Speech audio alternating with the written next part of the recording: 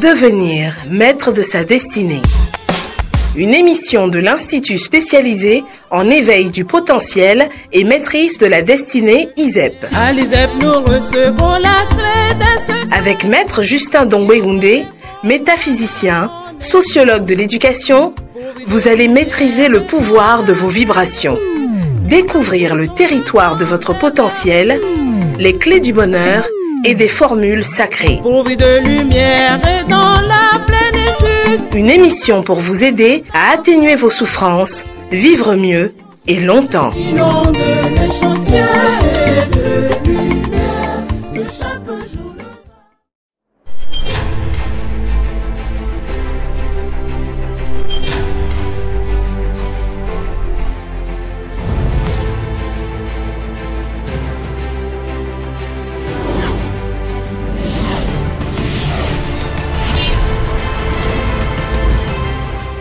Le pouvoir rend fou et le fou ne rend pas le pouvoir. Le pouvoir, lorsqu'il n'est pas équilibré par la sagesse et la vertu, devient une drogue pour l'âme. Il séduit, enivre et enferme celui qui le détient dans l'illusion de sa toute-puissance. Mais, plus il s'accroche, plus il s'éloigne de l'humanité qu'il devrait servir. L'histoire nous enseigne que rares sont ceux qui acceptent de déposer volontairement le fardeau du pouvoir. Car l'orgueil et la peur de redevenir simple mortel lient les mains du dirigeant insensé.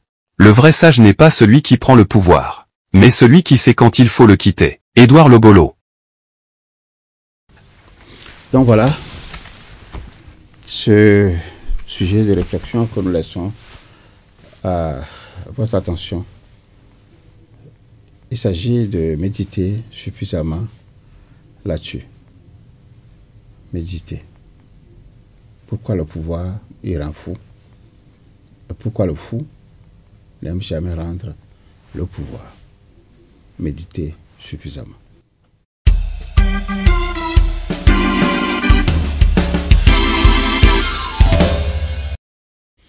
Oui, leçon de vie, nous allons voir avec vous la différence entre l'école et la vie. Suivez. La différence entre l'école et la vie est que, à l'école, on vous enseigne une leçon et on vous fait passer un examen. Mais dans la vie, vous êtes soumis à un test qui vous apprend une leçon. Voilà, nous allons passer à la force du savoir.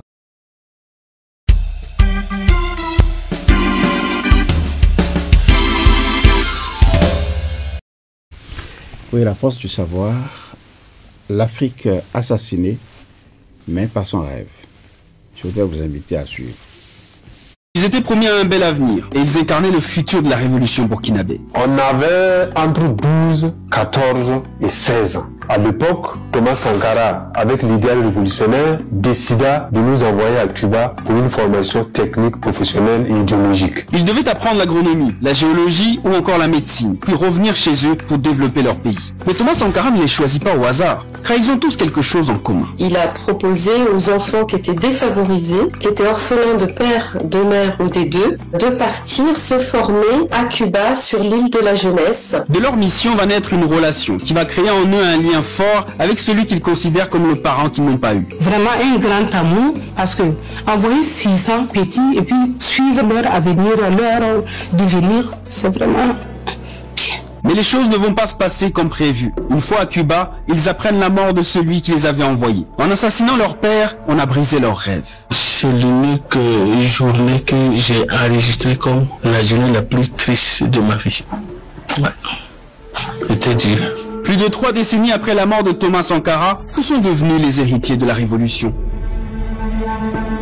Il a fallu à la réalisatrice Géraldine Berger 3 ans pour les retrouver. Ils n'avaient jamais témoigné, ils étaient restés dans l'ombre. C'était absolument terrible. Elle réalise alors un film qu'elle intitule Les orphelins de Sankara, dans lequel elle raconte leur histoire. Une histoire qui remonte à 1986. Thomas Sankara est arrivé au pouvoir en 83. Il a visité Cuba et donc on lui a proposé ses bourses internationales. 600 enfants du primaire issus des campagnes du Burkina Faso sont choisis. Stanislas Damiba en faisait partie. On était issus des familles défavorisées, orphelins de surcroît. Thomas Sankara était un père et demeurait un père comme nous l'appelons aujourd'hui, notre père spirituel. Leur mission était claire, aller apprendre un métier et revenir consolider la révolution. Il faut dire que à ce moment, il y a une émulation extraordinaire dans tout le pays et jusque dans les campagnes, du monde des adultes et des enfants aussi. En les choisissant jeunes et en les envoyant à Cuba, Thomas Sankara ne veut pas seulement former des techniciens. Il veut surtout pérenniser la révolution et assurer la relève. Et ça, Mariam le savait bien, et les autres enfants aussi. Sankara est considéré comme un révolutionnaire. On est parti sous son nom, donc on se considère révolutionnaire. Pour que ses héritiers aient autant à cœur leur mission, c'est parce que le capitaine avait noué avec eux un lien qui les a marqués à vie. Thomas Sankara arrive à Cuba et il serre la main de tout un chacun. Les 475 garçons et les 135 filles, et il disait ceci: formez-vous bien pour venir développer votre pays. Il nous a dit, nous, il compte trop sur nous pour l'épauler, pour que cette révolution puisse tenir et pour que son idéal puisse quand même perdurer. Moi, c'est ça qui m'a intéressé, c'est comment 600 enfants peuvent décider de partir à 8000 km de chez eux sans connaître véritablement ce que c'est que même Cuba, ce que c'est qu'une île. Un saut vers l'inconnu, loin des proches, loin du pays, loin de tout. Emilienne Kyogo n'a rien oublié de ses premiers jours où elle a pris un avion et un bateau. Tout le monde était dépaysé et les pleurs ont commencé. C'est là qu'on a réalisé que vraiment, on était loin de la famille. Tout était à remettre à zéro. Donc ça, c'est des souvenirs que je ne peux pas oublier. Même la première nuit que j'ai passée dans cette école, l'odeur même du drap, du matelas. Une fois sur l'île de la jeunesse, ils doivent s'adapter à un environnement nouveau, se soumettre aux règlements stricts de l'école, apprendre à cultiver les champs. Pour beaucoup, l'adaptation est très difficile. Au début, ils avaient des difficultés pour boire le lait. Parce que le lait, je sentais une odeur qui ne me permettait pas de boire. Tout ça, c'est parce que j'étais un nouveau venu dans le système. Mais il y a aussi la barrière de la langue qu'ils ne comprennent pas et qu'il faut apprendre au plus vite. Les familles nous faisaient rire. On s'est posé la question, ça c'est quelle langue ça? Mais on a trouvé que c'était merveilleux. Mais dès le premier jour, quand on avait des soucis, parce qu'on a dit qu'on ne connaît personne. Aux difficultés d'adaptation va s'ajouter une tragédie. L'assassinat du père de la révolution burkinabé le 15 octobre 1987, moins d'un an après leur arrivée à Cuba. On l'assassine. C'est difficile.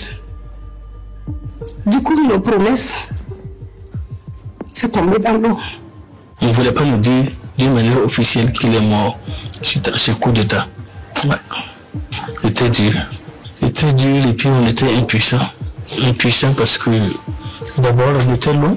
Deuxièmement, on ne savait pas quoi faire. La mort de Thomas Sankara sonne au-delà de leurs rêves. La pire déception pour Stanislas et ses camarades. Tout ce que nous aurions dû avoir comme bourse, comme formation, était carrément anéanti. Et cet idéal révolutionnaire-là était assassiné tout simplement à l'œuf et nous avec. Le nouveau gouvernement de Blaise Compaoré décide de réduire leur cycle de formation et supprime leur bourse. Pour ces 600 enfants, c'était un véritable drame. Quid de leur avenir, de leur destin, effectivement, ça a été absolument terrible. Une fois leur père et sa révolution liquidés par Blaise Compaoré, les enfants de Sankara se sont trouvés abandonnés et livrés à eux-mêmes. Blaise Compaoré, donc, qui a pris le pouvoir, avait demandé à ce qu'ils soient rapatriés, mais c'est Fidel Castro qui s'y est opposé et il a préféré protéger, garder les enfants pour qu'ils accomplissent leurs études jusqu'au bout. Seuls 33 des 600 enfants ont pu accéder à l'enseignement universitaire. La personne qui a fait le plus d'études, c'est Mariam. Elle est gynécologue, obstétricienne et elle est restée 19 ans sur l'île de la jeunesse. Doublement orphelins, se sentant complètement trahis, ils finiront par rentrer au Burkina Faso en vagues séparées, totalement perdus. Ils n'ont pas trouvé le travail qui leur était promis. Tout était prévu, en fait, des logements, des métiers pour des industries naissantes.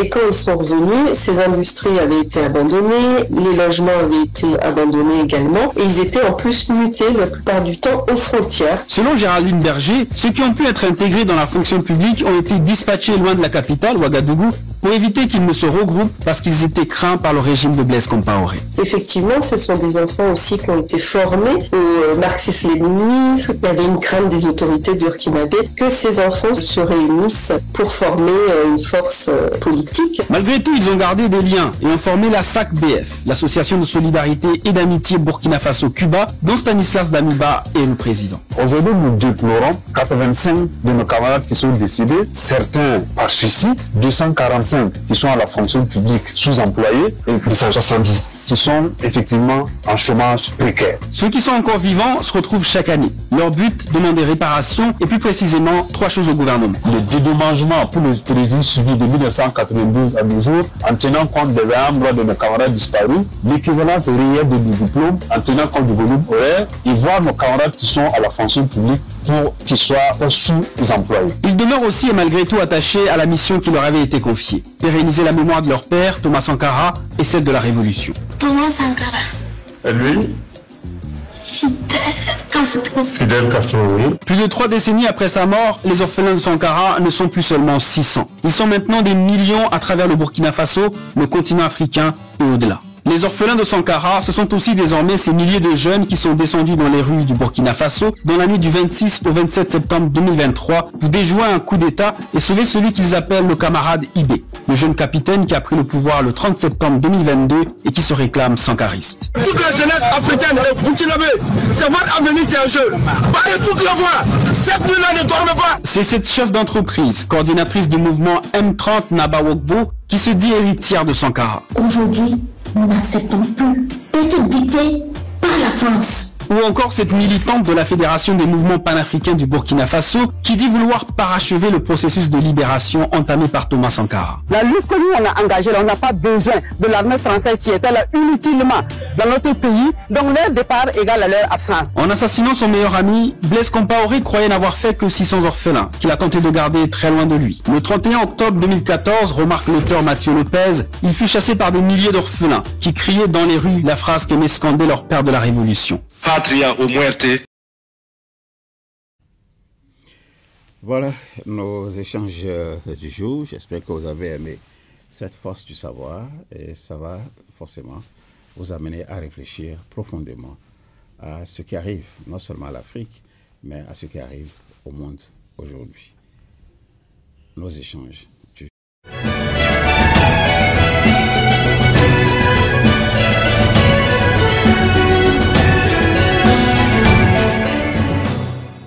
Ce que disent les participants aux 2 premières sessions de la 4e grande formation qui est encore en cours. Voilà le sujet, le thème de cette émission. Donc, je vous reprends ce thème. Ce que disent les participants aux 2 premières sessions de la 4e grande formation. Donc voilà, je le disais, tel est le thème de cette émission. Ils étaient nombreux à la première session le 25 octobre 2025. Et ils étaient très nombreux également à la 2e session le 26 octobre 2025. Ils ont apporté la preuve qu'ils sont éloignés de leurs propres parents, qu'ils entretiennent ainsi un vide que la haine ni l'isolement n'arrivent à combler. Tous ces nombreux participants ont déploré la fuite déguisée à tous les niveaux de la famille aux motifs divers que personne n'arrive à dissiper. Ils ont commencé au cours de ces 2 sessions, ils ont commencé à remodeler leur attitude propre dans le contexte qui est le leur, dans ce que j'appellerais le contexte actuel, où le grand mur de la famille s'est fissuré ou se fissure sous les yeux de chacun et sous les yeux de tous. Et cela, c'est une dure réalité que chacun vit aujourd'hui chez lui ou autour de lui. Alors, ces nombreux participants à ces 2 premières sessions ont commencé patiemment et méthodiquement à construire une relation familiale, notamment entre les conjoints et puis ensuite entre les parents et les enfants par la suite. ils ont commencé à travailler certaines attitudes et ils ont commencé à adopter de nouvelles attitudes. Nous allons retrouver certains parmi ces participants qui vont nous dire ce que cette formation leur a déjà apporté en termes de modification de leur façon de voir la vie, de leur façon de voir les choses et surtout ce qu'ils en ont déjà tiré. Ce sera pour vous autres une motivation suffisante pour nous rejoindre à la 3e et à la 4e session. La 3e session qui aura lieu le 8 novembre prochain et la 4e session qui aura lieu le lendemain, le dimanche 9 novembre. Je voudrais vous inviter donc à suivre ces nombreux participants qui ont accepté de nous dire ce qu'ils ont ressenti et ce qu'ils ont appris, tour à tour. Et nous reviendrons tout à l'heure pour tirer quelques conséquences de ce que vous aurez dit. Merci de la suivre. Merci, bien-aimé frère maître. C'est une conférence qui est vraiment riche. Et rapidement, j'ai essayé de situer les 3 cas de décrire la nature des 3 cas de conflit que j'ai présentés tout à l'heure. Je pense que c'est des conflits simples, donc la solution se trouve déjà dans la famille. Mais je me suis rappelé que j'avais géré un conflit entre mon épouse et moi qui s'est complexifié à un moment donné. Et je me rappelle que sa maman lui avait proposé qu'on essaie de discuter entre nous pour résoudre le problème. Mais elle a refusé, elle a préféré faire appel à un de mes oncles et un de ses oncles. On s'était réunis et on a échangé. Ils ont essayé de nous demander ce qui a amené le conflit. Et on a échangé, ils ont essayé de trancher. Mais il faut dire que le conflit finalement a été résolu entre nous deux. À quelle occasion? À l'occasion du rituel qu'on fait après la ligature. C'est là, moi-même, je l'ai appelé, je lui ai demandé. Je lui ai présenté d'abord mes excuses et c'est là je lui ai demandé ce qui l'a amené entre-temps à se comporter ainsi. Et c'est là elle a essayé d'énumérer les raisons et on s'est pardonné. Et je crois que depuis ce jour, il y a eu vraiment, le calme est revenu et on arrive à se comprendre. On n'est plus jamais basculé dans un conflit de ce genre. Merci beaucoup. Donc je suis très heureux aujourd'hui de disposer de cet outil qui va me permettre désormais d'avoir le bon réflexe qui est d'abord de chercher à connaître la nature. Quand je suis en face d'un conflit, à connaître sa nature. Je vais poursuivre la réflexion et dégager les autres éléments liés à ces conflits que j'avais présentés. Merci beaucoup. La conférence, je l'ai bien appréciée parce qu'il y a des choses que je ne savais pas. C'est ici que je suis venue les connaître maintenant. Par exemple, pour faire un narratif, quand il s'agit d'un conflit, il faut décrire. Il faut suivre une méthode. Je ne savais pas. Et là, je vois pourquoi les conflits perdurent. Parce que si ce n'est pas bien posé, nous venons de dire que sans une question, sans deux questions, on ne peut pas trouver une bonne réponse. Et c'est à la bonne question qu'il faut trouver de bonnes réponses. Si en voulant narrer le conflit, c'est déjà mal dit, on ne peut pas trouver de réponse. Je vois alors aussi pourquoi les conflits familiaux, ça naît. Il y a des essais de résolution. Il y en a à l'église, il y en a dans les commissariats. À presque toutes les instances, les gens essayent de régler les conflits, mais ils n'aboutissent pas. Les conflits sont toujours là. J'ai pris acte de cette méthode pour pouvoir décrire les conflits. Et demain, ce que j'ai déjà décrit ici, je vais mieux structurer ça pour présenter à nouveau. Je remercie beaucoup, bien-aimé frère maître, pour l'enseignement qu'il nous a donné aujourd'hui. Je suis tellement très content. Parce que si celui qui n'est pas étudiant à l'ISEP, la personne a perdu un peu la voix. Pourquoi je dis ça? Avant, je suis quelqu'un, je n'aime pas qu'on m'écoute. Si je n'ai pas raison, c'est moi qui ai raison. Je n'aime pas que quelqu'un va me dire que j'ai tort. Et ça fait que 3 de mon épouse sont partis. Et en ce moment, je suis chrétien fervent à l'église. Et il n'y a pas quelque chose, chaque jour, c'est l'église. L'enseignement qu'on nous donne à l'église, c'est que il faut que si quelqu'un te fait quelque chose, il faut lui pardonner. Mais comment il faut pardonner? Mais on ne nous explique pas ça.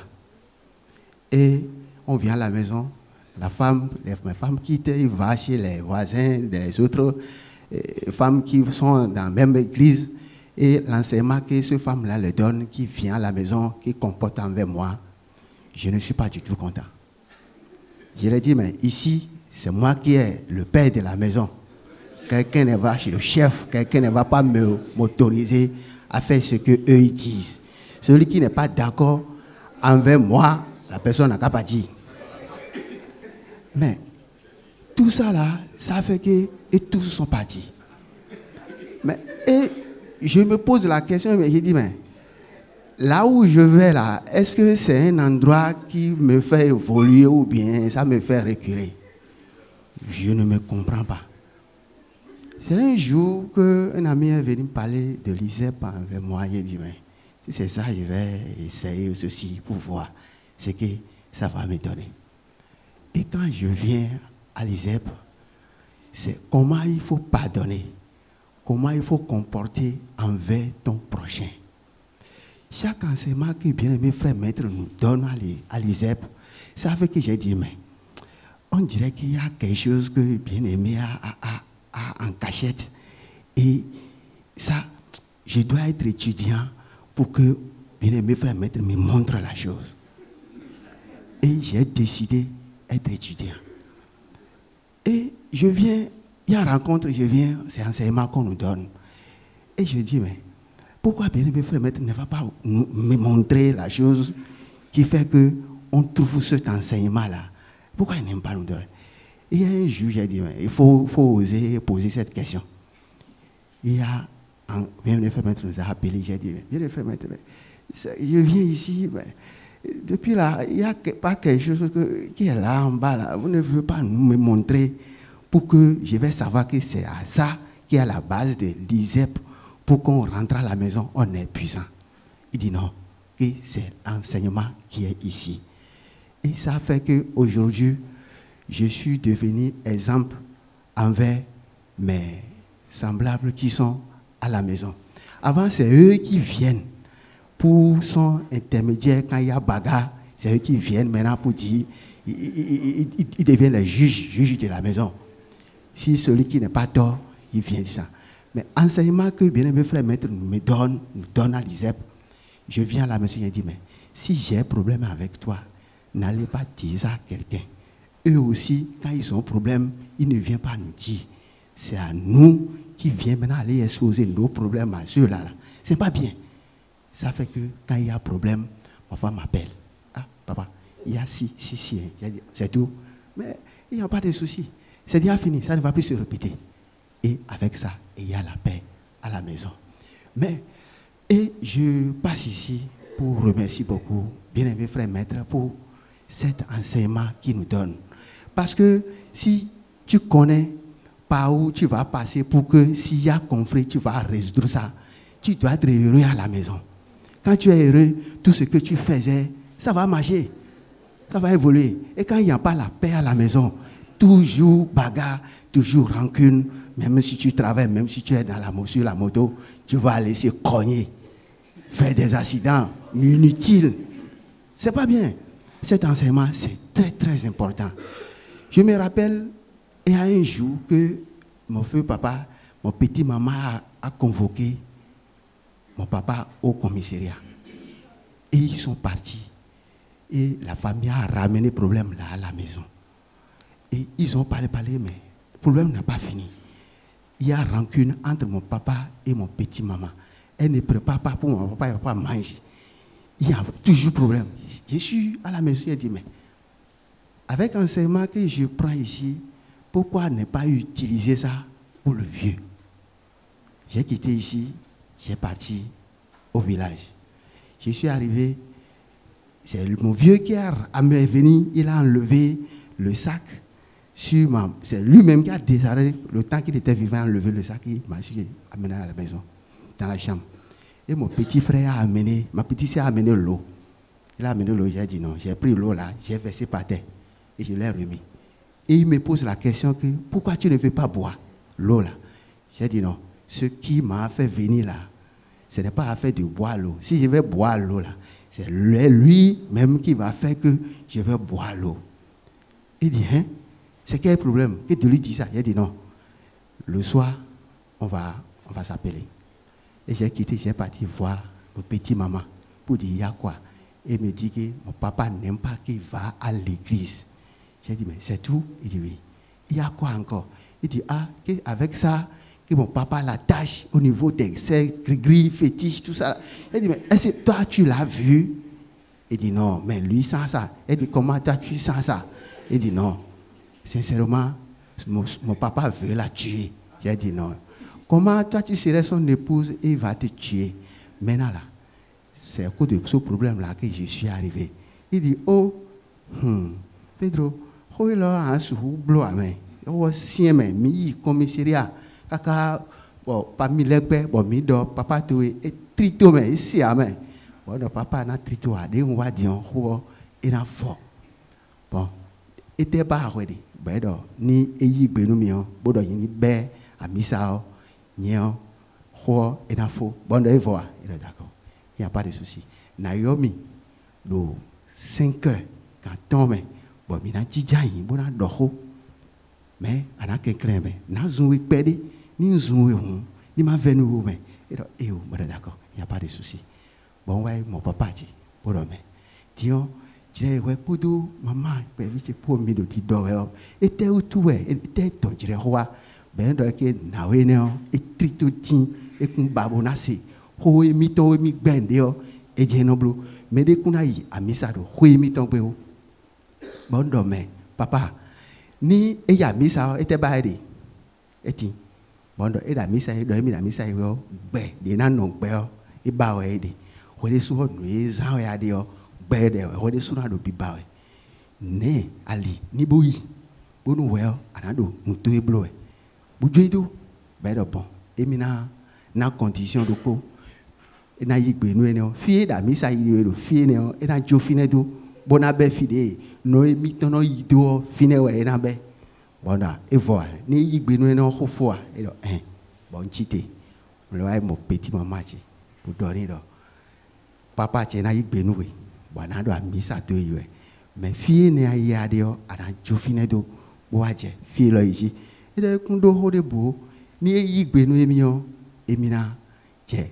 amisa ene o yiji bona do amisa emi ten we bo ho ena fo bona d'accord 5 heures wa yoyi bo wa njepo bo bodo eni kenkle eni ma si ho me e ho de we hewa de mele fon bo ho iton we do toji bodo yi we o e kun jeji nu mi e kun vivio pon de ou de yan kun ni pon de ou dagbero no kon nu mele o e kun vivio ni kenkle bojo ho bido bon nze mama ton kaka bo doni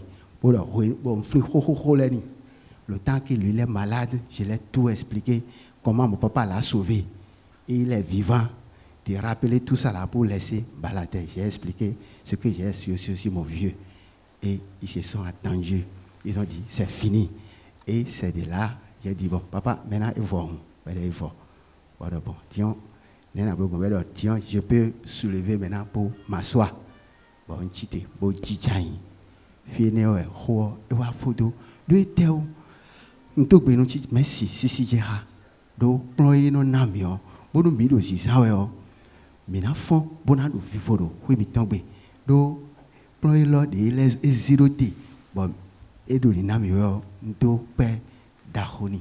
Pour et nous y pour le couteau, pour le ramèon, ni les débitants, bon nami, bon nous, minamo, vivoro, oui, mais tombe. Bien aimé frère maître, c'est là que je suis à ma parole. Bonjour, bien aimé frère maître. Je voudrais très respectueusement demander la parole pour me prononcer. Alors, quand j'étais rentré hier, j'ai fait un retour sur la situation que j'avais présentée et le conflit qui m'avait opposé à ma première épouse. Et j'ai fait ce retour, c'est pour voir mes défauts, ce que je devais faire et que je n'ai pas fait dans cette situation, et pour ne pas retomber éventuellement si je me retrouvais encore dans d'autres situations de conflit au niveau de ma famille. Alors, je me suis reproché de n'avoir pas beaucoup communiqué. Il est vrai, j'ai eu mes fautes, ma première épouse aussi en a eu, mais les émotions qui s'étaient développées en moi en ce moment, c'était des émotions d'impatience.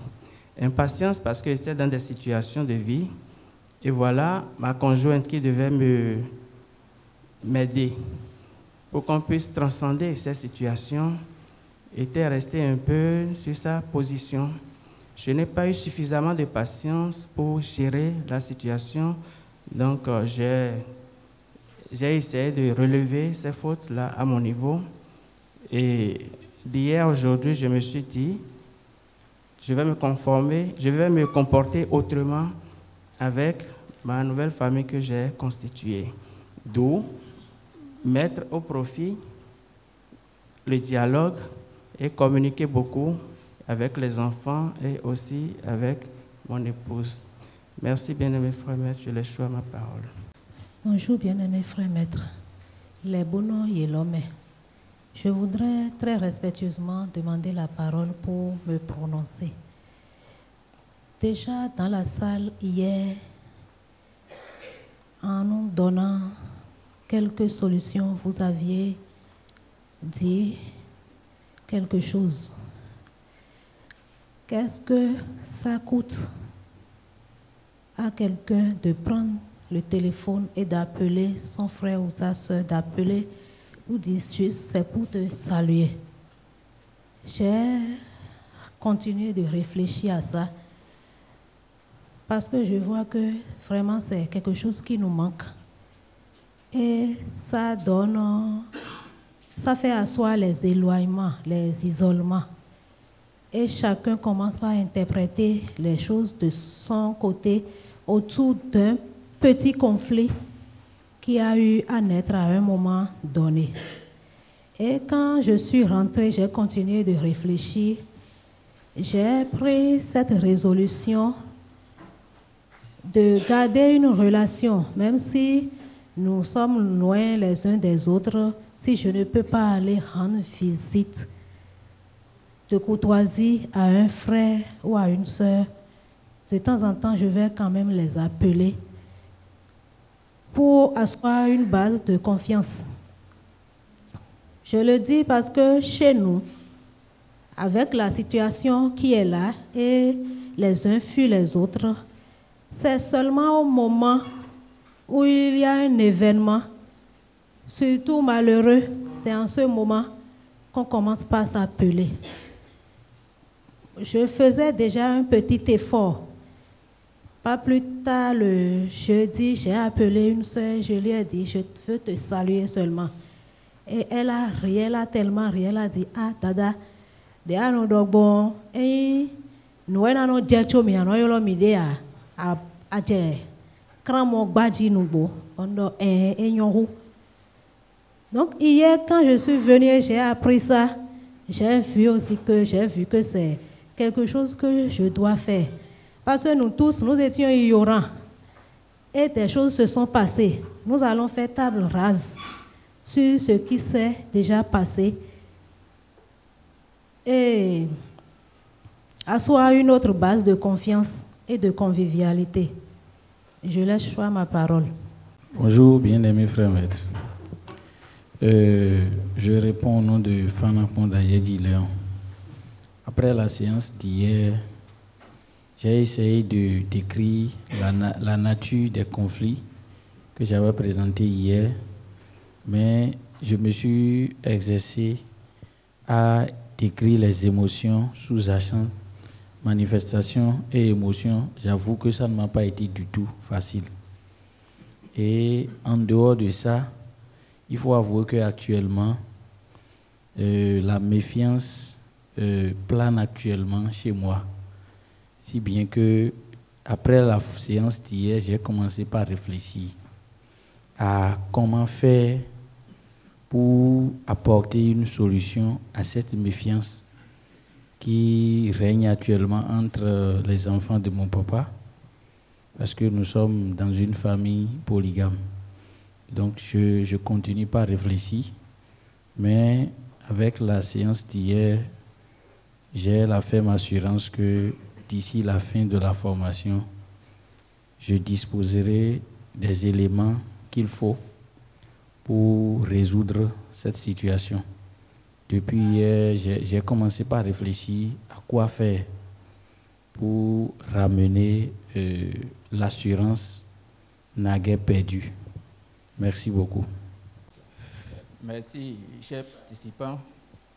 Hier, au retour à la maison, j'ai constaté que par le passé, j'avais connu des erreurs.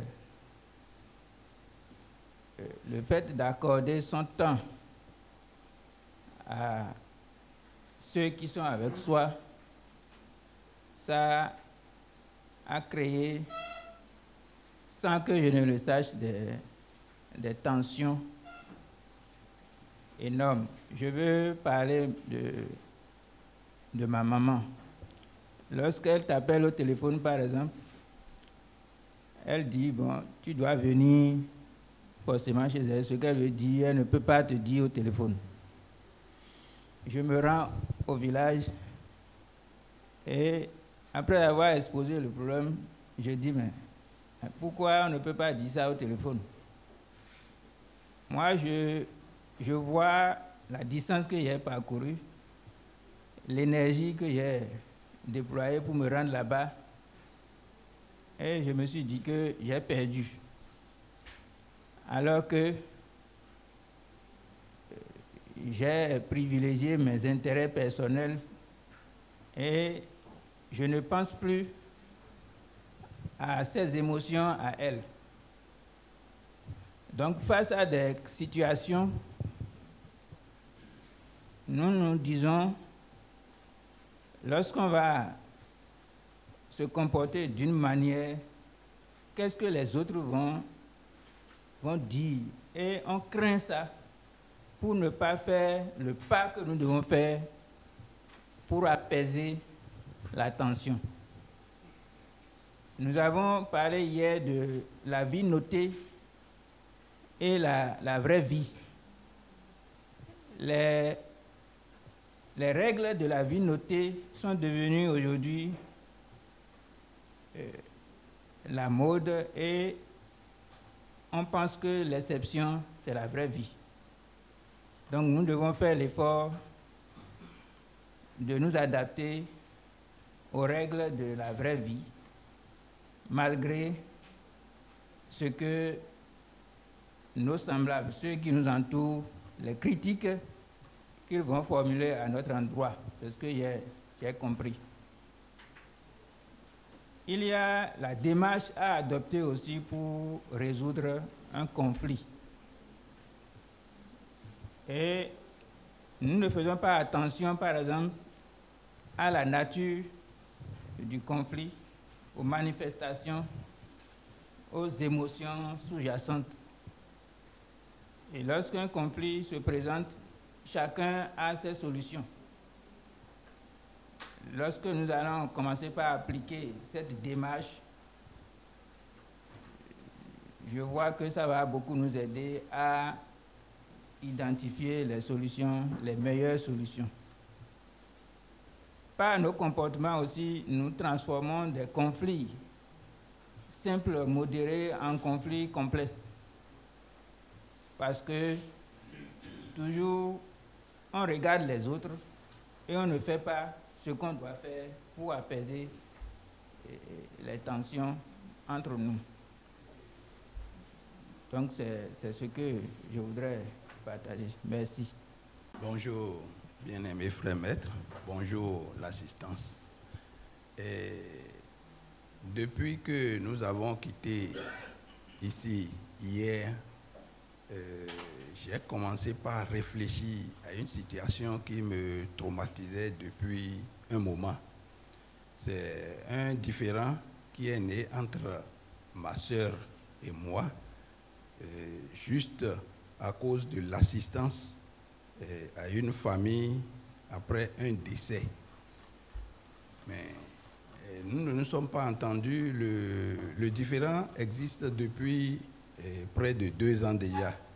Donc, à la date d'aujourd'hui, on ne s'appelle pas. Même si on se voit, on se dépasse presque.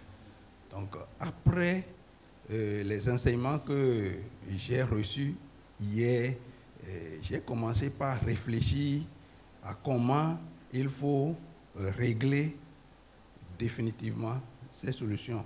Par rapport aux outils d'hier, j'ai vu que il y a un manque de patience à mon niveau.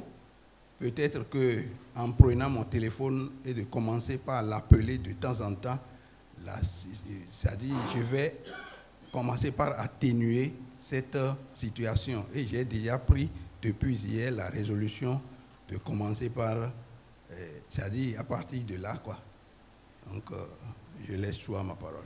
Bonjour, bien-aimés frères maîtres. Bonjour, chers frères et sœurs. Hier, après l'exposé, après la séance d'hier, je suis rentré. Et le soir, j'ai repris le cahier dans lequel j'ai noté. Pour, en fait, détecter la nature des conflits qui étaient entre ma marâtre et mes oncles et tantes. Aussi entre ma femme et sa propriétaire de boutique. Et nous avons tenté plusieurs fois de régler ce conflit entre ma femme et sa propriétaire qui n'a pas... Personne n'a voulu céder.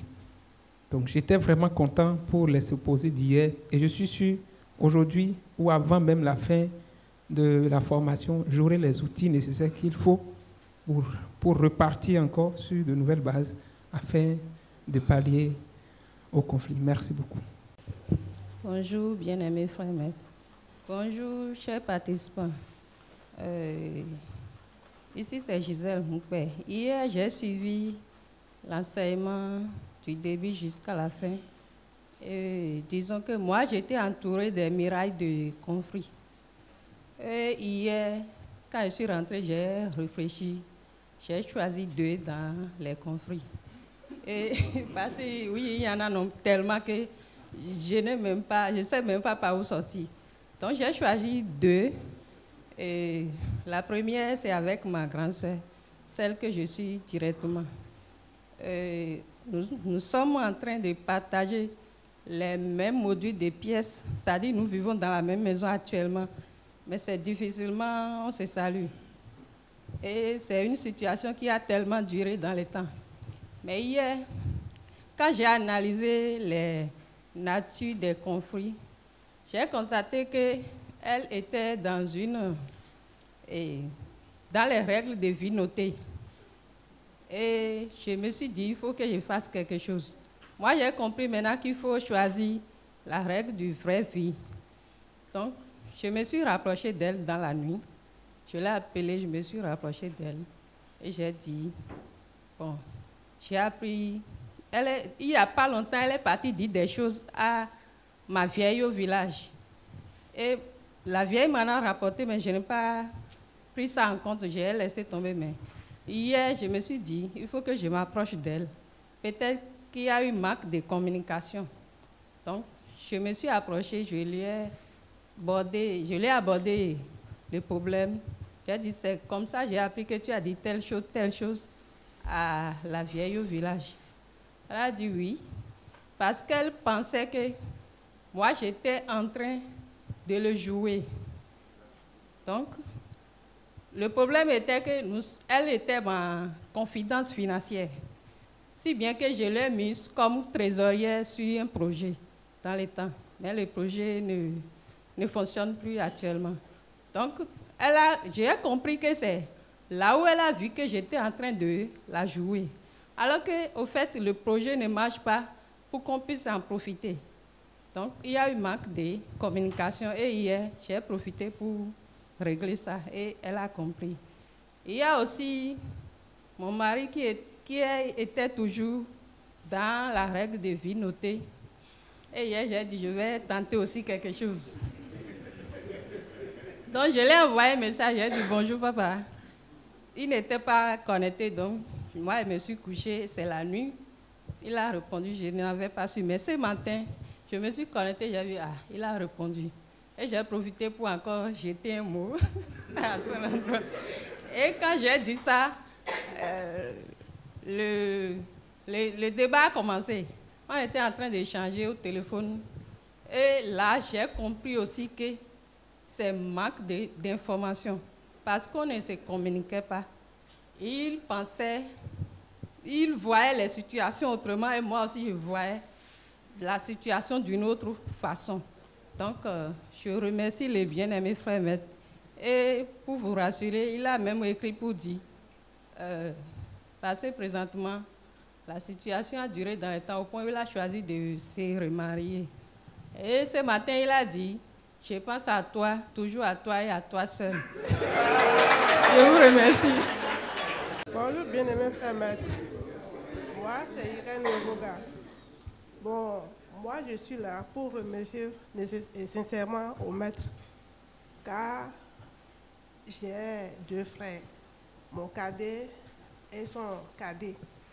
Donc, il y a longtemps, il y a un grand conflit entre eux. Notre papa, il a tout fait pour le mettre ensemble, mais il n'a pas pu jusqu'à 2018, il est parti. Bon, le maître nous a parlé sur ceux qui font les rancunes. Donc, après les fêtes champêtres au village, et je les ai parlé. Donc, que c'est à cause de leur rancune là que rien du tout ne marche plus. Donc, de commencer par parler. Hier, je suis allée à la maison. Vraiment, je me suis tellement gênée hier. Quand même arrivé à la maison, ma soeur m'a dit, mais tu n'es pas parti comme ça, mais pourquoi tu es revenu comme ça? Donc elle a dit, c'est sur les conflits, le maître nous a parlé aujourd'hui.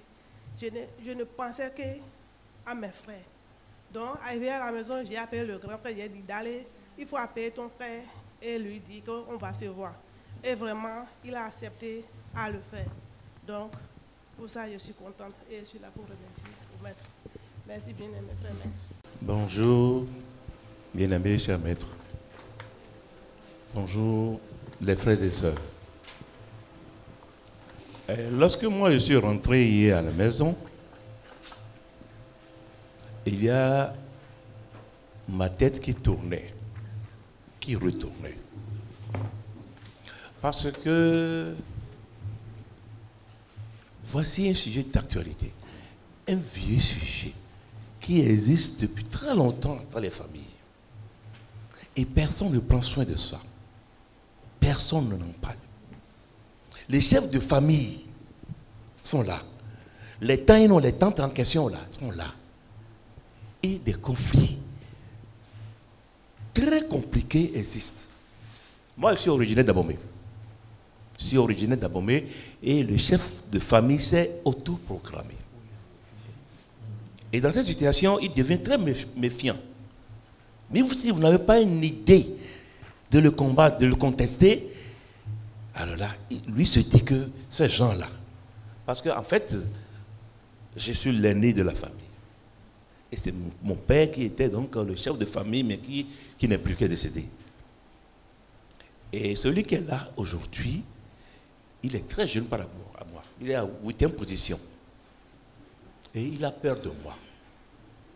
Non seulement il a peur de moi, il a peur de tous mes frères et sœurs. Tous mes frères et sœurs, il a peur d'eux. Et ce conflit-là, comment ça s'est passé? Au temps de son intronisation, qui n'a pas été fait de façon... Ça n'a pas suivi les règles de l'art. Lui-même, il n'est pas à l'aise et il se charge de tout, de gris-gris, il se mêle de tout. Et comme ça, personne n'a encore ne manifeste l'amour de s'approcher de lui. Donc ça veut dire qu'il a pris d'assaut la famille. Et il est jeune. Ce conflit est là. Une partie de la famille n'était pas d'accord. Et ceux-là qui voulaient se prononcer, ils sont tous morts. Où est-ce que je vais en venir? Il y a des conflits très compliqués. Des situations très graves où on ne peut même pas s'apprêter pour le faire. Et des conflits, disons, hypocrites. Hypocrites parce qu'ils ne se disent pas qu'il y a conflit entre vous. Vous allez, vous voyez, vous avec vous, ils sympathisent avec vous, ils parlent de bonnes choses avec vous, alors que le conflit est là. Le conflit est là. Et là, actuellement, moi, je vis une situation avec mes frères consanguins. Cela s'est accentué tout dernièrement parce qu'ils ont perdu leur mère, c'est ma petite mère.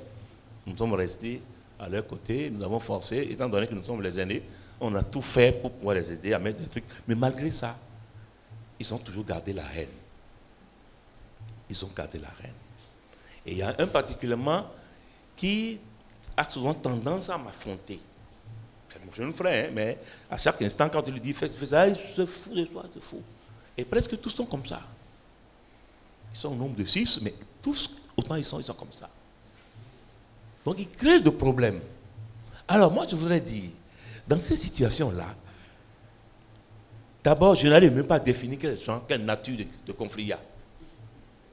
Parce qu'il y a plusieurs conflits entre eux-mêmes aujourd'hui.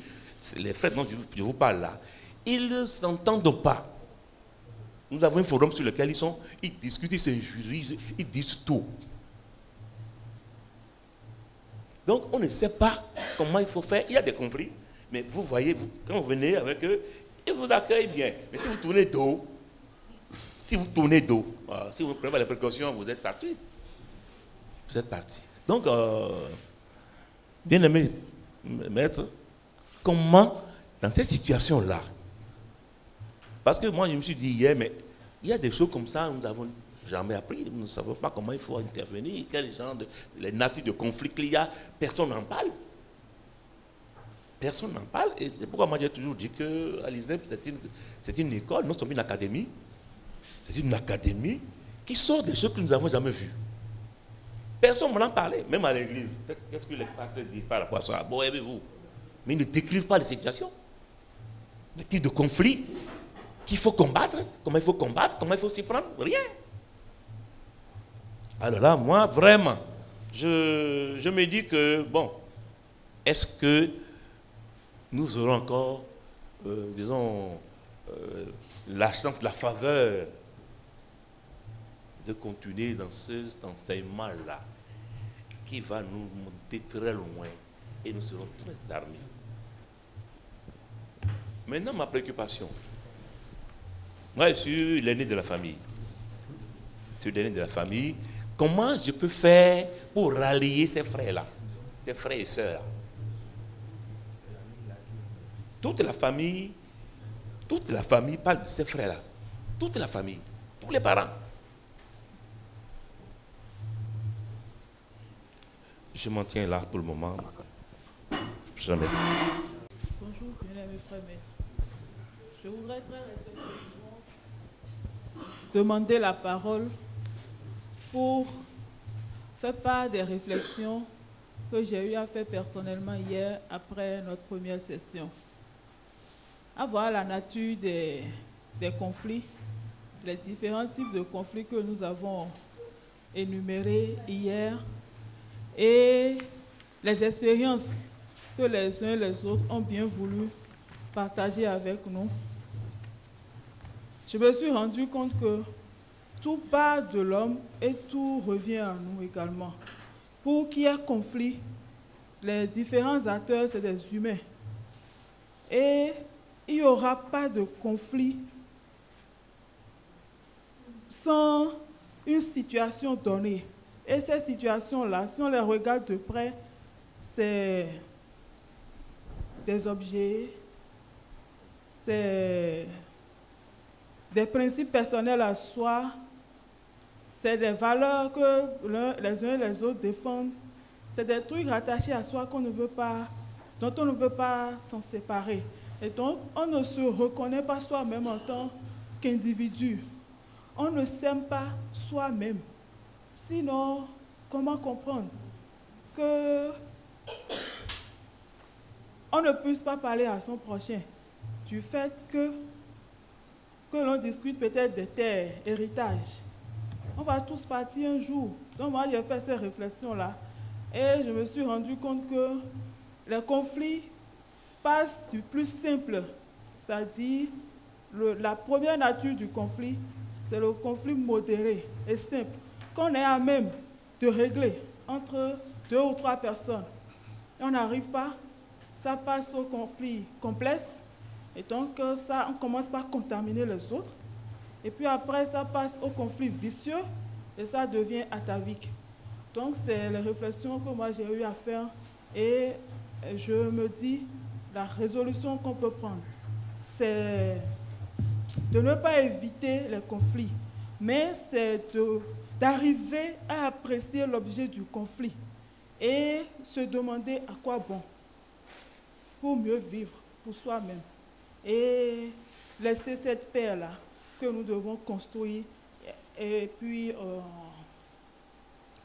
laisser la paix à la prospérité. Donc c'est ça, ça va nous éviter vraiment beaucoup de choses. Apprécier l'objet du conflit. Bien-aimés frères maîtres, je laisse choix à ma parole. Bonjour bien-aimés frères maîtres. Je voudrais très respectueusement demander la parole pour me prononcer.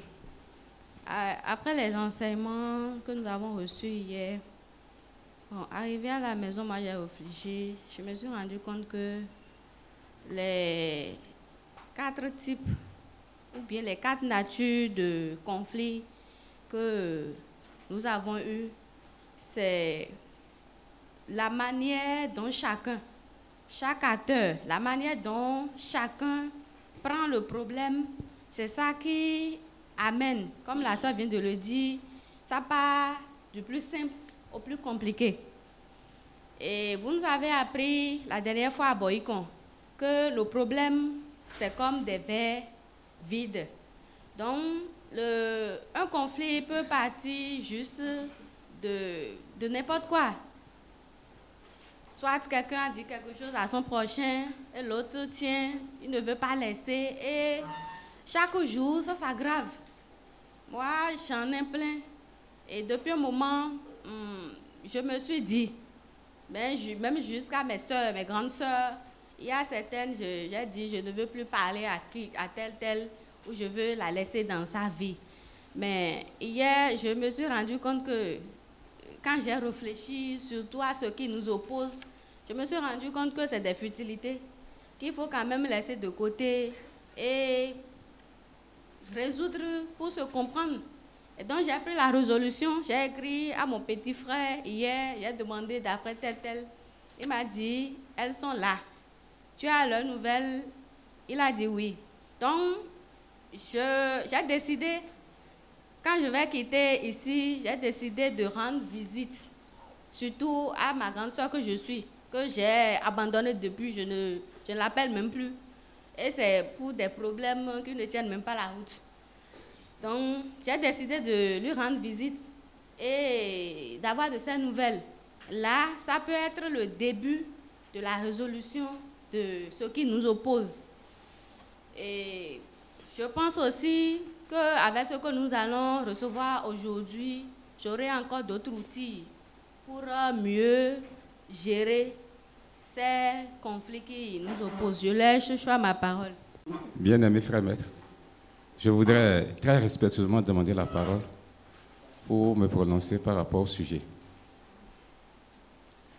Après la première journée de cette grande formation hier, j'ai pu dégager que nous avons une mauvaise appréhension des conflits.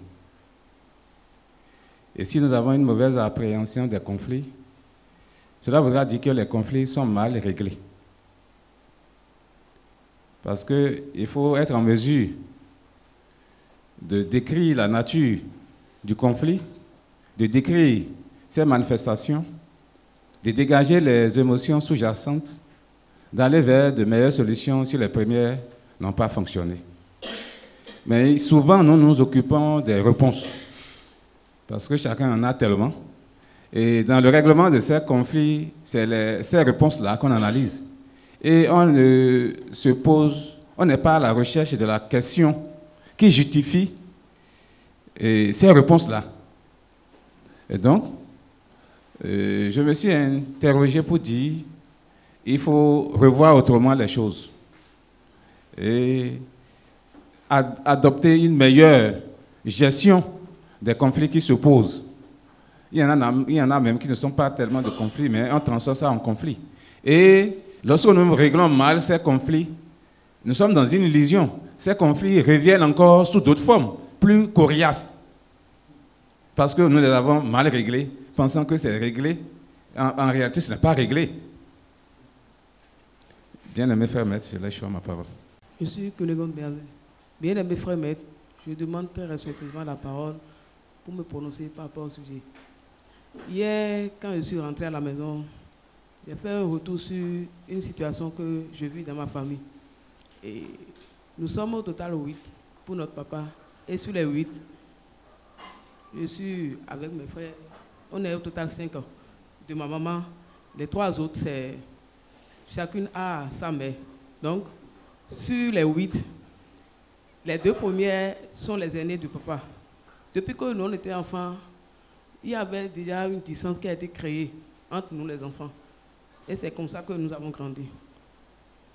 On a pris de l'âge et puis, à un moment donné, la Benjamin de ma maman, elle a pris la décision pour dire comment se fait que nous sommes des frères et sœurs et chacun vit dans son coin. Donc, elle a pris la décision et puis chaque fois, elle a commencé par s'approcher de nos grandes sœurs. Mais le constat est qu'à chaque fois qu'elle s'approche de nos sœurs, il y a toujours des problèmes à régler. Si ce n'est pas l'autre qui a menti sur le compte de l'autre, et tout le temps là, ils sont dedans. En ce moment, moi, je vis de façon isolée. Je ne m'approche pas de quelqu'un et je vis seule pratiquement. Donc, à un moment donné, elle-même, tout récemment, maintenant, il y a une situation où notre papa était indisposé. Et puis, il y a une situation qui s'est produite. Le problème de mensonge a repris encore. Donc, finalement, maintenant, elle-même, elle a pris la décision de vivre et de vivre seule. Et la situation, actuellement, maintenant, la situation a donné des soucis à notre papa. Et chaque fois quand moi je viens à Cotonou, il me parle pour dire non, va voir ta grande soeur, elle est à Cotonou. Toi, tu viens ici, tu fais des mois et tu ne cherches même pas à aller voir ta grande soeur. Mon papa me dit ça, mais moi, du fond de mon cœur, je me dis, bon, c'est quand tu iras chez elle qu'on va créer des situations et tu vas commencer par régler. Je préfère vivre seul. Mais depuis hier, quand je suis sorti de la salle, j'ai commencé par réfléchir autrement et je me suis dit, bon, je dois prendre quand même une décision pour que cette situation-là soit réglée. Je laisse la parole. Pour la formation que j'ai suivie ce matin, jusqu'à pareille heure, je n'ai pas beaucoup de commentaires à faire, mais j'ai une impression à donner. L'impression que j'ai, c'est que j'ai un sentiment de satisfaction. Et ce que j'ai appris ici fait de moi l'ambassadeur de règlement des conflits dans ma famille au village. En effet, je suis d'une collectivité royale, la plus grande même de Ouessé-Okoudou. Mais dans cette collectivité, les conflits, il y en a à vendre. Mais je suivais et suivissais de manière impuissante. Mais avec ce que j'ai appris ici, avec les outils ou pour régler un conflit, il faut faire l'effort de décrire la nature du conflit, de tout faire pour dégager l'objet et de dégager les émotions. Avec ça, je crois que je suis à la hauteur d'être l'ambassadeur réel du règlement des conflits de ma localité. Je vous remercie. Je voudrais vous remercier pour les enseignements de ce jour. Au cours de la conférence, vous avez appelé mon nom. Je sais que ce n'est pas anodin parce que l'enseignement m'est destiné. Je sais que c'est à cause de moi l'enseignement de ce jour a été fait. J'ai appris beaucoup à travers tout ce qui a été dit. Et je ne sais comment vous remercier parce que je disais hier comment est-ce qu'on est arrivé là. J'ai déjà trouvé la réponse de comment on est arrivé à ce niveau. Et la partie qui m'a aussi le plus touchée, c'est quand vous étiez en train d'aborder tout ce qui l'imaginaire, comment l'imaginaire collectif arrive à créer les conflits. C'est cela qui m'a permis de faire un retour en arrière pour savoir tout ce que j'ai géré ou bien tout ce que je continue de gérer comme conflit, comment est-ce que c'est arrivé. Et j'ai compris que nous devons nos souffrances, comme vous l'avez dit en dernière partie, à nos limites et à nos illusions. Le frère Koué, quand il avait pris la parole, il était en train d'illustrer sa vie polygame. Je me demandais si réellement l'idée qu'il a, en prenant plusieurs femmes, si l'idée-là fait épanouir la femme, s'il cherche l'épanouissement de la femme ou bien si c'est son épanouissement qu'il cherche. Bon, comme j'ai appris ici que l'émancipation de l'homme, c'est l'œuvre de l'homme lui-même, moi j'ai compris et je sais que ce qu'il est en train de faire, c'est son épanouissement qu'il cherche. Son épanouissement qu'il cherche parce que les vies qu'il a rassemblées, les femmes qu'il a rassemblées, je ne pense pas que ces femmes ont la connaissance vraie qu'il faut pour se gérer eux-mêmes. Et ce n'est pas forcément parce que vous avez pris une femme, qu'elle se mette dans la tête qu'il faut que vos affaires chutent ou bien que vous n'évoluez pas. Même quand vous n'avez pas l'argent, la femme est prête à vous supporter. Même si vous ne trouvez pas à donner, la femme est prête.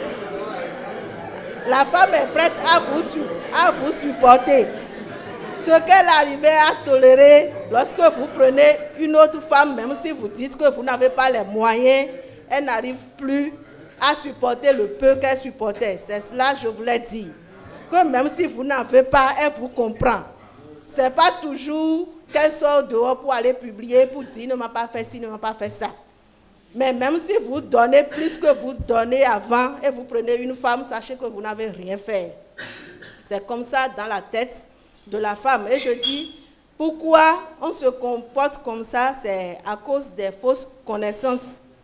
C'est à cause des fausses connaissances et on pense, on est dans les illusions, on pense qu'on a une autre compréhension du mariage. On est dans l'imaginaire collectif, on pense que le mariage, l'autre, c'est pour moi, c'est mon objet, c'est ma chose, pardon.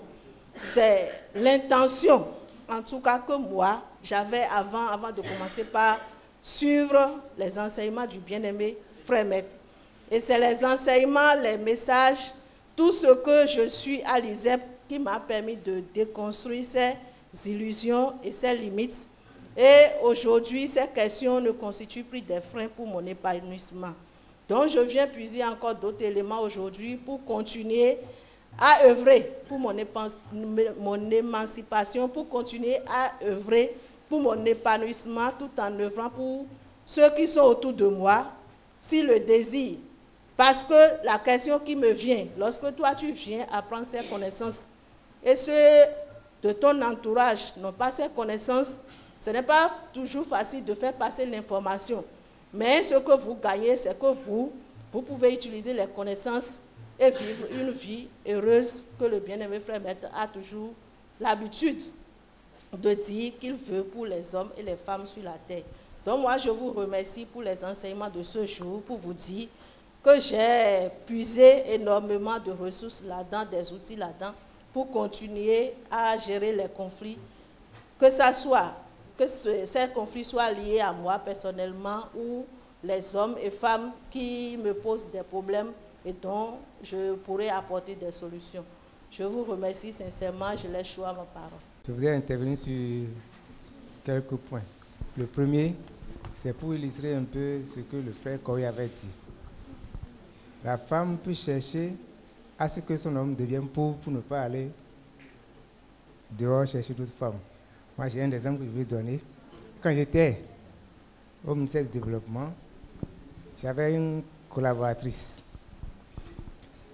C'est elle-même qui a parlé, je n'ai jamais été chez elle. C'est elle-même qui a témoigné de ça au service. Elle dit que son mari était en train de construire une maison à étage.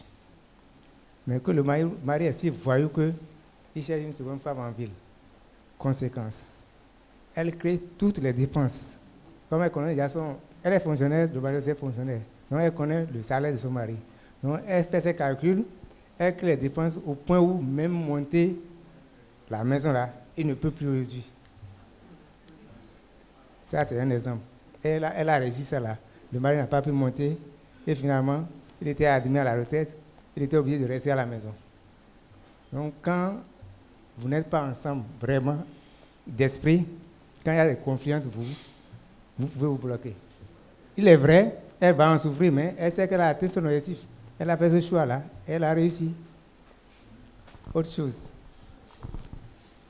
Et les enseignements du maître, je m'en vais lui dire merci parce que moi, ça m'a fait remonter à mon village. C'est par rapport au vide que nous avons créé entre nous et nos parents. Nous nous occupons de nos portables, même quand on est ensemble, époux, épouse, le portable nous divise déjà, nous savons. Mais la différence, c'est qu'au village, bien que cela ait commencé, ce n'est pas encore totalement ça au village. C'est pourquoi moi, je les remercie. Moi, souvent, quand mon portable sonne une seule fois, je sais que c'est le village, parce que les autres, ils aiment biper. On te bip. Quand tu appelles, simplement, il ne te demande rien d'autre. C'est pour te saluer. Ou bien, la personne s'arrange pour aller acheter de crédit 100 francs. Elle va parler jusqu'à finir. Ton enfant, ta femme là, et les enfants, et le boulot, elles sont en train de dire la même chose. Et c'est juste pour vous entendre. Donc au village, cela continue encore. Je te dis que c'est plutôt nous qui sommes sortis des villages qui alimentons ce vide-là. Il est temps qu'on cesse. Appelons-les aussi pour leur dire, je vous ai salué simplement. Pourquoi on attend que ce soit eux qui appellent toujours? Parce que le plus souvent, ils appellent. Hein. On va appeler pour dire, c'est juste pour t'entendre. Et ça s'arrête là. Voilà, je voudrais m'arrêter sur ces deux points. Merci bien, frère.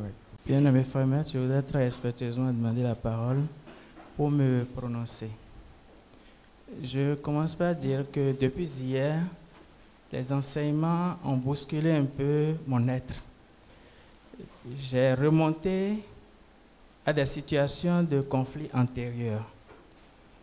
Alors, je suis l'aîné d'une famille de 15 enfants. Mon père a eu 3 femmes. Donc, si ces conflits, j'en ai connu. Il est vrai que mon statut d'étudiant à l'ISEP m'a aidé à régler beaucoup de situations dans ce sens. Mais les outils que j'ai commencé par avoir depuis hier m'ont interpellé, à savoir tel conflit, est-ce que tu n'as pas mal fait quelque chose dedans? Alors, j'ai pu noter qu'il m'a manqué de communication dans le règlement de certaines situations. À l'heure d'aujourd'hui, j'ai encore des frères et sœurs de même père, même mère que moi, avec lesquels on ne se parle pas correctement.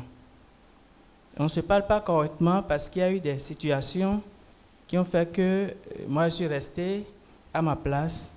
Et c'est quand ils ont besoin de moi qu'ils viennent vers moi. Mais s'il n'y a pas ça, c'est que chacun est resté dans sa loge.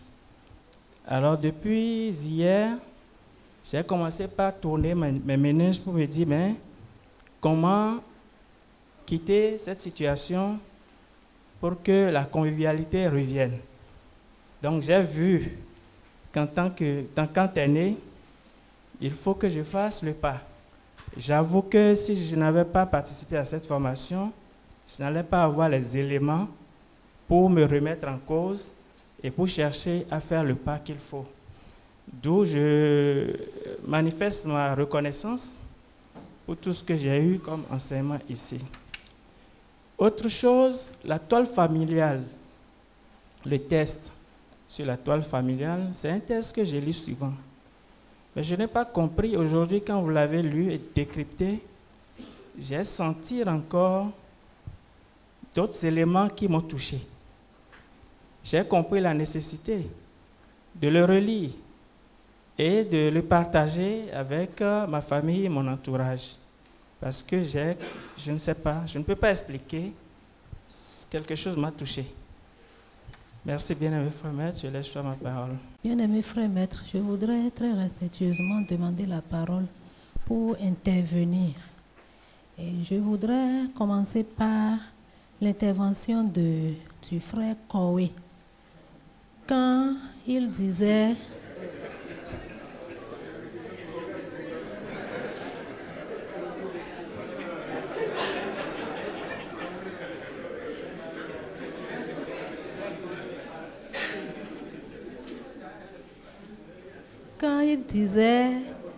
que les femmes se font la concurrence entre elles et pour que,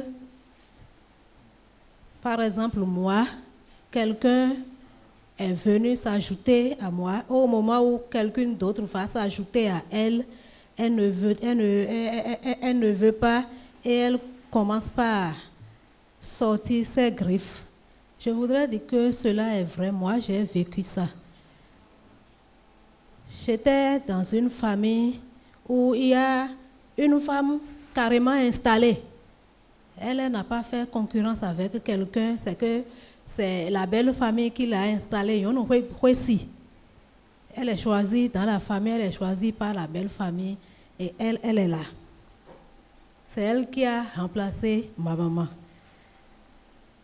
C'est elle qui s'est ajoutée à ma maman. Et comme c'était comme ça, il n'y avait pas eu conflit. Elle était là en cachette. Et les tours se jouaient. La personne, celle qui est venue et qui a fait vraiment de scandale, c'est la troisième. C'est à partir de ce scandale que ma maman est partie. Et nous étions là. Il y a une quatrième qui doit venir. Nous, on était enfants. Donc, on commence seulement par entendre les palabres. Les deux qui sont là ne s'entendaient plus. Et un jour, la femme installée, la privilégiée, elle disait à l'autre, et non vers.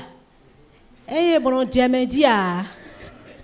Ouais, na djemeleji, kaka bon mena ya. Et mon djemedia, mime wero fineleo. Awabodu awapo singidi tuwe po kakabo. Meropo yae. Donc, moi, c'est pour dire que ça se passe vraiment. Toujours avec le frère Kowe qui disait, pour lui, quand un homme commence une relation dehors, la femme qui est là a tendance, ne veut pas, et elle a tendance à faire tout ce qu'elle peut faire pour l'appauvrir. Moi, je ne trouve pas juste. Les témoignages que j'entends, ce n'est pas pour appauvrir l'homme. Ce que moi j'entends, je les entends dire, Edo Et ouais, Zombo, c'est parce qu'il en a, c'est parce qu'il trouve l'argent qu'il va tisser une autre relation dehors. Donc, dans ce cas, ce qui me revient, rien ne doit toucher ça. Donc, ce n'est pas dans l'intention de l'appauvrir pour qu'il n'aille plus chercher dehors. Les témoignages que moi je connais, il peut aller chercher dehors, mais ce qu'il avait l'habitude de faire, ça ne doit pas, rien ne doit manquer à ça. C'est ce que je connaissais, mais comme il y a plusieurs cas, je ne peux pas totalement rejeter. Par rapport à vos enseignements, je suis très contente et j'ai découvert aujourd'hui les institutions qui sont à la base de nos conflits. Et je voudrais poser une question. Est-ce qu'un conflit peut être vicieux et pernicieux? Un conflit atavique peut être simplement atavique. Moi, avec mes analyses, j'ai trouvé qu'un conflit atavique, ça doit être aussi un conflit pernicieux et vicieux. Parce que ça a déjà duré longtemps. Ça a déjà embrasé mis en contact beaucoup d'acteurs. J'ai cette réflexion et je voudrais que vous nous éclairez pour ça. J'ai un cas de conflit atavique qui a engendré des conflits dans un ménage. Dans les conflits ataviques, il n'y a que les fonds et les nagos. Il y a quelque chose qui les avait mélangés à des moments donnés. Il y a une dame qui est allée se marier à un nago. Ce monsieur prétend que, comme elle est venue se marier à lui, elle ne doit plus, ses parents ne sont plus ses parents. Que ce sont ses parents à lui, ses soeurs, ses frères, qui sont devenus maintenant sa famille. Donc, quand la fille rentre en famille et revient, c'est des problèmes. C'est une petite sœur. C'est des problèmes, des histoires qu'on gère pendant longtemps. Et à cela, l'ego s'ajoute. Parce que quand les conflits naissent, il y a ce qu'il doit faire dans le ménage, il ne fait plus correctement. Quand l'autre se plaint et ses soeurs se rassemblent pour lui envoyer quelque chose, il y a encore problème. On lui dit, c'est parce que moi je suis si pauvre, nous on n'en a pas que tu es allé dire à tes parents, ils t'ont donné, non? Quand l'ego s'ajoute à tout ce qui existe, déjà, il y a les conflits qui grandissent et c'est difficile de gérer. Et aujourd'hui, nous avons eu des outils. Et j'ai compris dans votre enseignement que votre désir de tous les jours, c'est de nous aider à devenir une meilleure version de nous-mêmes. Vos enseignements vont toujours dans ce sens. Autant que nous sommes ici, particulièrement moi, il y a des choses que j'ai entendues ici. Si c'est que je les savais, j'aurais déjà réglé beaucoup de problèmes ou bien j'aurais évité certaines situations personnelles ou bien d'autres situations qui se sont produites autour de moi et nous étions restés incapables de gérer. Alors ce que je pense, c'est d'aller appliquer ce que j'apprends ici. Déjà à partir des conflits qui sont les plus simples et les conflits modérés. Avec le temps, avec les conflits vicieux qui sont là, comme ça, fait appel à plusieurs acteurs, tout doucement, je peux aussi commencer par toucher les acteurs et nous aurons une suite favorable. Merci bien-aimés frères, mais je laisse choix ma parole. Donc voilà, vous avez suivi ces nombreux participants aux 2 premières sessions de cette 4e grande formation de l'année 2025. Certainement, vous avez été émus pour ce que vous avez entendu. Ceux-là qui se sont demandé, mais il y avait ces enseignements quelque part. Ils ont fréquenté les universités, ils ont fréquenté les églises, Ils ont fréquenté tous les lieux possibles où ils étaient amenés à comprendre ce que c'est qu'un conflit. Mais non. Personne, en fait, n'a jamais offert la clé. Vous avez suivi, il y en a qui se sont proclamés désormais ambassadeurs en matière de règlement de conflits dans leur famille, alors que par le passé, ce sont ces gens-là qui regardaient de façon passive les conflits se déroulaient, les parents se déchiraient, et puis ils étaient tous impuissants. Il a fallu 2 présences. La première, le 25 octobre, la seconde, le 26 octobre, pour que ce déclic se réalise. Quoi de mieux?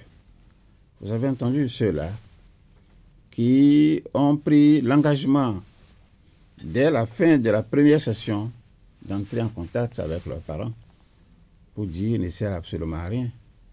Nous allons dégonfler le ballon des conflits qui nous ont opposés depuis des années.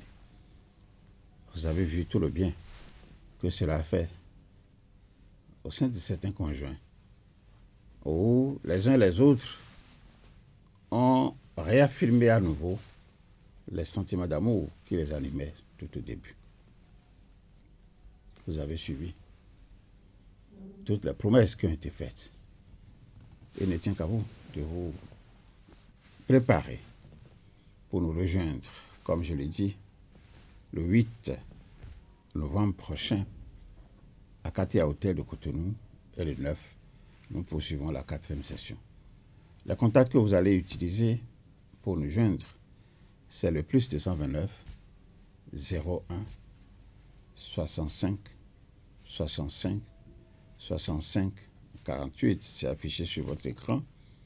Ou alors, vous pouvez aussi composer le +229 01 65 65 65 49. C'est affiché sur votre écran. Et si vous avez aimé cette émission, il vous revient de la partager aux 4 coins du monde. Vous pouvez m'envoyer vos commentaires personnels sur mon téléphone par l'application WhatsApp. Je vous communique mon numéro. Je lirai tous les messages, je vous répondrai par la suite. Je dis bien, je vous communique mon numéro par lequel vous allez m'envoyer vos impressions, vos ressentis, et même vos commentaires, et puis toutes les questions qui vous sont venues à l'issue donc des ressentis ici exprimés par les participants. Alors mon numéro, c'est le +229 01 97 26 38 03. Cela s'affiche déjà sur votre écran. Je voudrais donc lire sous peu vos commentaires, les questions que vous vous posez, les promesses de nous rejoindre, et puis voilà, nous allons nous retrouver alors aux 2 dates que je viens d'annoncer, le 8 novembre et le 9 novembre. Ne restez pas en marge de cette formation, c'est la clé même de la vie. Parce que si vous devez rester à vous méfier tout le temps de tout le monde, non seulement vous serez pris sous le coup du stress et de l'angoisse, de l'anxiété, mais c'est que votre vie même, pratiquement, va être atténuée. Donc je voudrais vous inviter donc à prendre la bonne décision, la décision que vous connaissez très bien.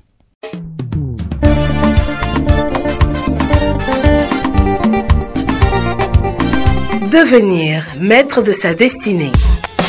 Une émission de l'Institut spécialisé en éveil du potentiel et maîtrise de la destinée ISEP. À l'ISEP, nous recevons la clé de ce... Avec Maître Justin Dongwe-Houndé, métaphysicien, sociologue de l'éducation, vous allez maîtriser le pouvoir de vos vibrations, découvrir le territoire de votre potentiel, les clés du bonheur et des formules sacrées. Pourvu de lumière et dans la plénitude. Une émission pour vous aider à atténuer vos souffrances, vivre mieux et longtemps. Inonde les chantiers.